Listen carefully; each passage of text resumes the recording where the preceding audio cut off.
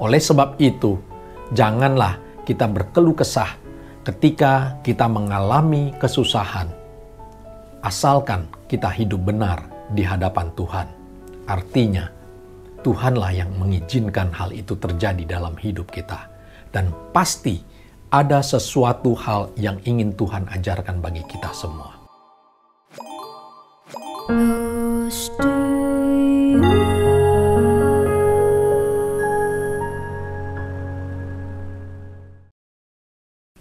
Shalom, selamat pagi Bapak Ibu yang terkasih dalam Tuhan. Kembali kita berjumpa dalam acara Close to You. Dan renungan firman Tuhan pada pagi hari ini adalah berjudul, Mengapa Aku Susah? Kita seringkali merasa diri kita sudah benar, sehingga menganggap bahwa kita tidak pantas untuk mengalami kesusahan. Dan hal ini adalah kesalahan yang sering tidak kita sadari. Bagaimana dengan Ayub? Padahal Ayub adalah orang yang saleh, jujur, takut akan Allah, dan ia menjauhi kejahatan. Jadi, Ayub bisa dianggap sebagai orang yang berkenan kepada Tuhan.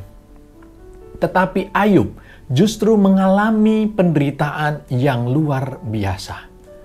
Ia kehilangan semua harta bendanya, kehilangan anak-anaknya, bahkan ia pun mengalami sakit sehingga keadaannya sangat memprihatinkan. Dan teman-temannya malah menyalahkan Ayub. Mari kita baca firman Tuhan di dalam Ayub 42 ayat 5 sampai yang ke-6. Ayub 42 ayat 5 sampai yang ke-6. Hanya dari kata orang saja aku mendengar tentang engkau, tetapi sekarang mataku sendiri memandang engkau. Oleh sebab itu, aku mencabut perkataanku, dan dengan menyesal aku duduk dalam debu dan abu. Ayat ini menjelaskan bahwa Ayub baru mengenal siapa Tuhan itu. Dan ia mengenal Tuhan bukan karena kata orang, tetapi ia mempunyai pengalaman sendiri. Ia berjalan bersama dengan Tuhan. Di sini kita bisa belajar bahwa dibutuhkan pengenalan atau pengalaman berjumpa dengan Tuhan sehingga kita bisa mengerti apa yang Tuhan rancangkan bagi hidup kita. Kita lanjutkan di dalam Ayub 42 ayat yang ke-12. Ayub 42 ayat 12. Tuhan memberkati Ayub dalam hidupnya yang selanjutnya, lebih daripada dalam hidupnya yang dahulu. Ia mendapat 14.000 ekor kambing domba dan 6.000 unta, 1.000 pasang lembu, dan 1.000 ekor keledai betina. Setelah mengalami penderitaan, dan Tuhan memulihkan Ayub, bahkan 2 kali lipat dari jumlah yang ia miliki dahulu. Di sini Ayub sadar akan satu pelajaran yang Tuhan berikan kepadanya. Hidupnya dipulihkan dan Tuhan memberikan yang jauh lebih berharga lagi, yaitu kehidupan kekal yang akan datang. Hal ini janganlah kita mengartikan secara hurufiah, karena banyak orang benar yang menderita dan meninggal. Oleh sebab itu, maknailah bahwa hidup yang akan datang adalah sangat berharga. Musa pun tidak masuk Kanaan karena kesalahannya. Tetapi ia tetap diampuni dan dikasihi Tuhan, sehingga Musa tetap bersama Tuhan. Dan ini dicatat di dalam Matius 17 ayat yang ketiga. Ketika Yesus dimuliakan di atas gunung, Musa dan Elia ada bersama dengan Yesus. Artinya, keberadaan Musa berada bersama dengan Yesus, juga dengan Elia. Oleh sebab itu, janganlah kita fokus kepada berkat duniawi, tetapi hendaklah kita fokus kepada berkat sorgawi yang akan datang. Dan itu Tuhan sudah rancangkan bagi kita umatnya, bagi kita anak-anaknya. Mari kita baca di dalam 1 Petrus 5 ayat 8 sampai yang ke-9. 1 Petrus 5 ayat 8 sampai yang ke-9. Waspadalah dan berjaga-jagalah. Lawanmu si iblis berjalan keliling sama seperti singa yang mengaum-ngaum dan mencari orang yang dapat ditelannya. Lawanlah dia dengan iman yang teguh, sebab kamu tahu bahwa saudara-saudaramu di seluruh dunia menanggung penderitaan yang sama. Dari ayat ini kita bisa melihat bahwa cara iblis mengalahkan kita adalah melalui kelengahan kita. Ketika kita kecewa karena penderitaan yang kita alami, dan kita merasa tidak patut untuk menerimanya, maka di sanalah ada celah di mana iblis akan menerkam kita. Dan hanya ada satu cara untuk melawannya: kewaspadaan dan berjaga-jaga dengan iman yang teguh. Sadarilah bahwa Tuhan punya rencana yang indah dari setiap hidup anak-anaknya, termasuk kita yang sudah ditebus segala dosa kita melalui pengorbanannya di atas kayu salib. Oleh sebab itu, janganlah kita berkeluh kesah ketika kita mengalami kesusahan, asalkan kita hidup benar di hadapan Tuhan.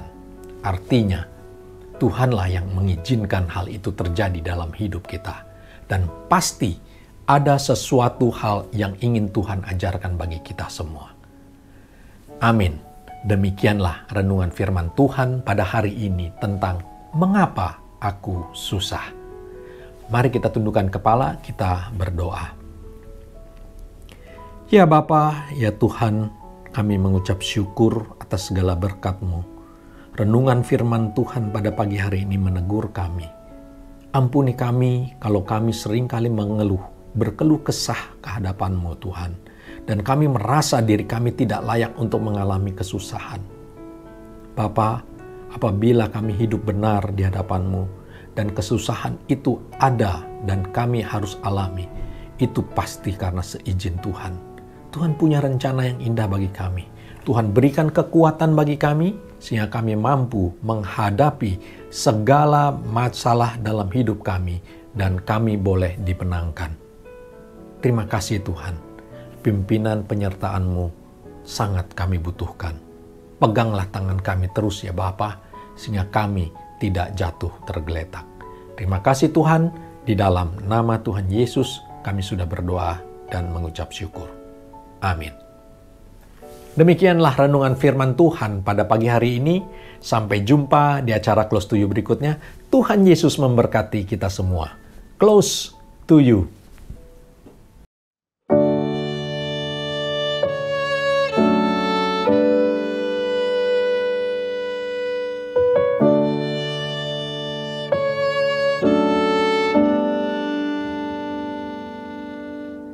This is my desire to honor you, Lord, with all my heart I worship you.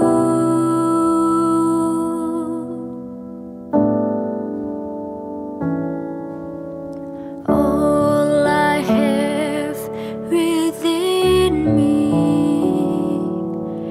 I give you praise. All that I adore is in you.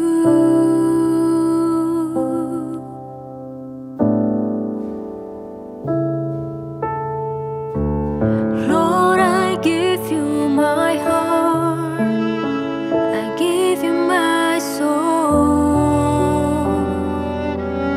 I live for you alone, that I take, every moment I'm awake. Lord, have your way in me.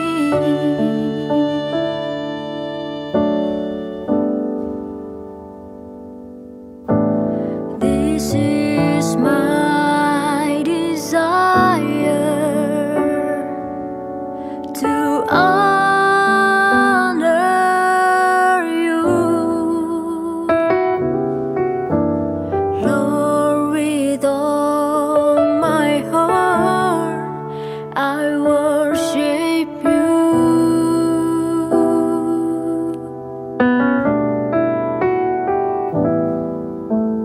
All I have within me, I give you praise. All that I adore is in you.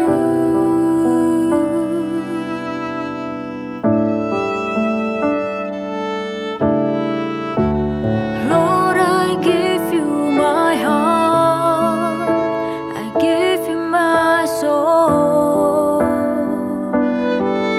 I live for you alone.